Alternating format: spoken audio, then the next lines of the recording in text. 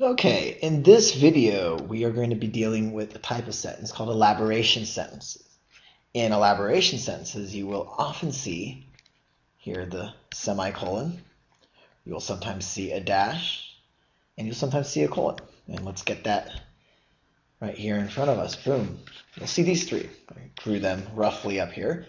And it's important because these types of text completions are very common on the GRE. So it's important to know that more or less these three are used interchangeably. What are they elaborating? What's going on? Well, David's reputation as a blank was well deserved. Tell us more, elaborate. So we get our semicolon.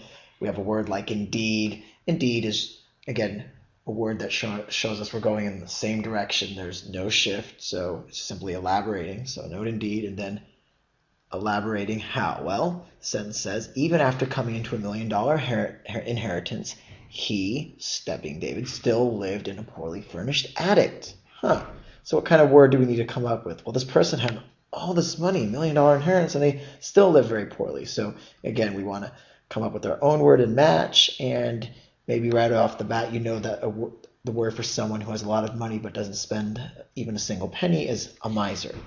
You may, though, have been trapped by the word pauper. A pauper is simply a poor person. David, however, lives like a poor person but is actually rich. So we get rid of that. Clearly not optimistic. Opportunistic, he's not that either. That means I'm trying to always seize the opportunity. And then finally, we have this fun word here, curmudgeon. We don't, of course, need to pick it because curmudgeon, or because we have our answer, C, miser, but curmudgeon means somebody who is grumpy. So again, we can get rid of it. But again, we're following the basic steps. Again, though, you want to identify the sentence. Notice, is it shift or no shift? Now, we can have an elaboration sentence, however, that does shift. However, with a word like indeed, it doesn't shift. So that's also important to note. But the idea here is if you want to know what's the answer to the blank, you look after the semicolon or the colon or the hyphen, and there you will find the elaboration. So let's have a look. There's another one with a hyphen. Carla approached work in a blank manner. How does she approach it? Well, let's read after the hyphen. She would often stare vacantly into nothingness while performing a given task, regarding it as nothing more than a chore. Okay, Well, she obviously doesn't like work, so again, we first looked at the second part of the sentence and thought, how is it defining this? And she doesn't like her work, so what sort of manner? How does she approach work? Well, we come up here with our own word, and it's kind of in a very blah manner or routine. Now, yes, blah is obviously slang, but that's fine. You're coming up with your own word, your own sense. It doesn't have to even really be a dictionary word. If you think, wow, she must have a very blah approach to work or very routine, as though she would rather be doing anything else. So now we can go through the answer choices.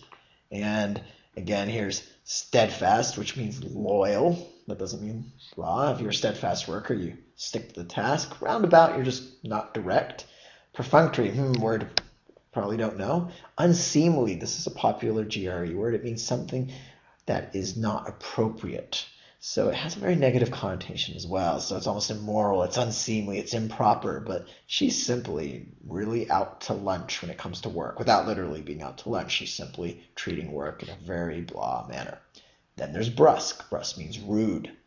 So that doesn't work. And you can see the word that we don't know in this case is the answer, which is perfunctory. And perfunctory, when you do something in a perfunctory manner, you go through the motions. You don't really put any thought or heart into it. You simply do it in a very routine fashion. So again, though, the key here was noticing the hyphen, noticing that we're dealing with an elaboration sentence. In this case, there's no shift. We're simply defining the word perfunctory using this example of this woman here at work.